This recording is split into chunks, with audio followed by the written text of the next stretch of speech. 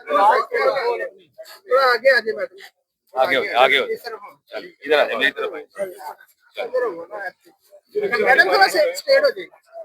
आपके बारे में बातें की गई हैं उसके बारे में बताएं, और क्या आपको भी सिर्फ इसलिए जो रिकमेंडेशन दिया रहा है कि आप मोमिना की बहन हैं? जी मैं यही बात सबसे ज़रूरी मेरे लिए तो यही थी कि हम लोगों ने जब NCCIA में कंप्लेन किया था, तो जैसे कि मैडम मरियम नवाज शरीफ का साइबर हरासमेंट पे एक बयान आया था कि आप लोगों को कोई डरने की ज़रूरत नहीं है, आप सामने आए, जिसकी भी कंप्लेन होगी तो इवन के जो विक्टिम या कंप्लेनेंट होगा उसका नाम भी सामने नहीं रखा जाएगा और हम इस केस को प्रोसीड करेंगे। तो इसी कॉन्फिडेंस में, और चूंकि हम किसी किस्म का तमाशा नहीं चाहते थे या हमें मीडिया ट्रायल नहीं चाहिए था, पब्लिकली ये बातें नहीं करनी थी, मोमना का एक जायज क्लेम था, हमने इसीलिए NCCIA में कंप्लेन दी ताकि वो अपने लिए स्टैंड ले, क्योंकि ये सारी चीजें बहुत ज्यादा हो रही थी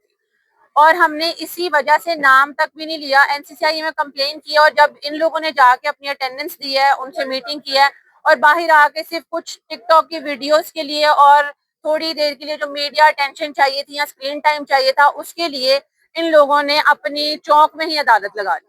मैं जो साकिब खान चद्दड़ के वकील हैं मियाँ इशफाक साहब, उनसे ये सवाल पूछना चाहती हूँ कि अपनी लीगल कैपेसिटी में भी वो इतने पर्सनल कैसे हो गए कि उन्होंने मेरी बहन के बारे में इस किस्म की गलीज बातें चौक में खड़े होके की। मैंने ये बोला था कि मैं मोमिना इकबाल की बहन होने के नाते और एक वकील होने के नाते उनको लीगली रिप्रेजेंट करूंगी, तो मैं अपनी लीगल कैपेसिटी में अपनी बहन को रिप्रेजेंट कर रही थी।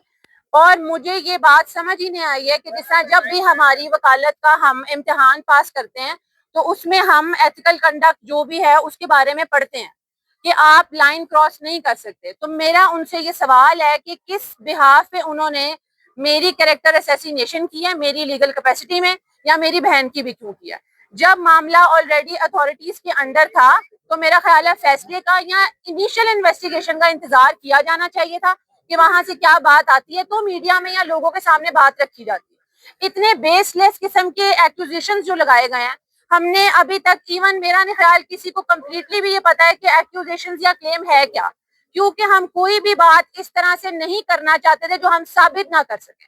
हमने जो भी NCCIA में क्लेम्स रखे हैं हम उनको साबित कर चुके हैं, और जो ये न्यूज आई कि मोमना ने अपना फोन सबमिट नहीं कराया, तो हम लोगों ने जो ड्यू प्रोसेस ऑफ लॉ है उसको फॉलो किया। सारे एविडेंसेस उसी दिन हम दे आए थे, और जैसे ही, चूंकि मोमना की शादी थी, हमने एक रात का टाइम लिया, उसमें से आपको पता है कॉन्ट्रैक्ट्स होते हैं, फोन नंबर जो चाहिए था हमें मवाद वो हमने निकाला, और हमने अपना फोन भी वक्ती तौर पे ही सबमिट करा दिया था, और इन्वेस्टिगेशन में हमारी तरफ से किसी चीज का खलल नहीं आया। हाँ, जब मैं चूंकि ऑस्ट्रेलिया होती हूँ, मैं जब आई थी तो मुझे भी मंडे से ये सारे मसले शुरू हुए थे, 10 तारीख से, और ये सारी धमकियां आनी शुरू हुई और इस शादी में हर तरह से खलल डालने की कोशिश की गई, जिसकी वजह से मैंने और हमजा हबीब ने मोमना को मोटिवेट किया कि तुम्हें ये कंप्लेन करनी चाहिए, क्योंकि अब धमकियां घर वालों तक भी और हमजा के तरफ भी आनी शुरू हो गई थी। और हमने जब कंप्लेन की, इन लोगों ने, मियां इशफाक साहब ने ये टर्म यूज की कि ये एक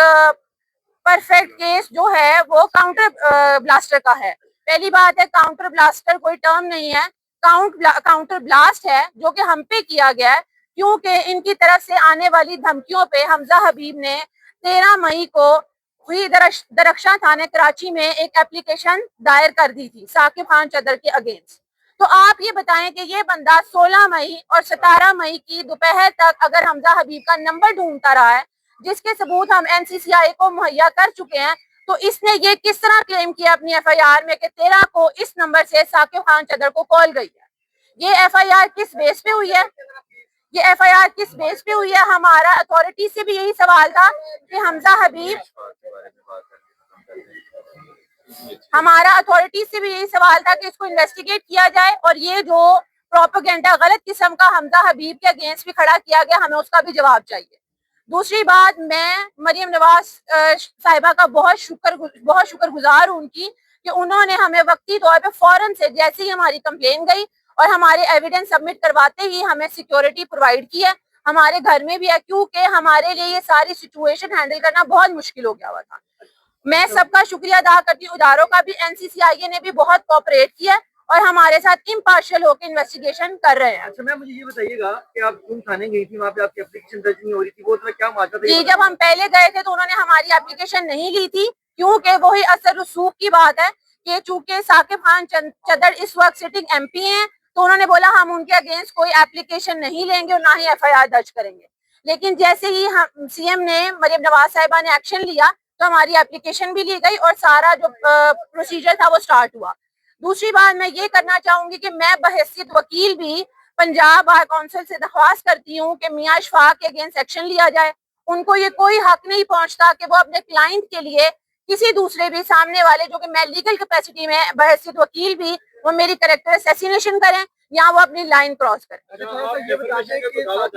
جی بالکل, ہم ڈیفیمیشن کا جو سوٹ ہے وہ فائل کریں گے. اور میرا سوال بھی یہی تھا کہ اگر ہم نے قانون کا راستہ اختیار کیا ہے,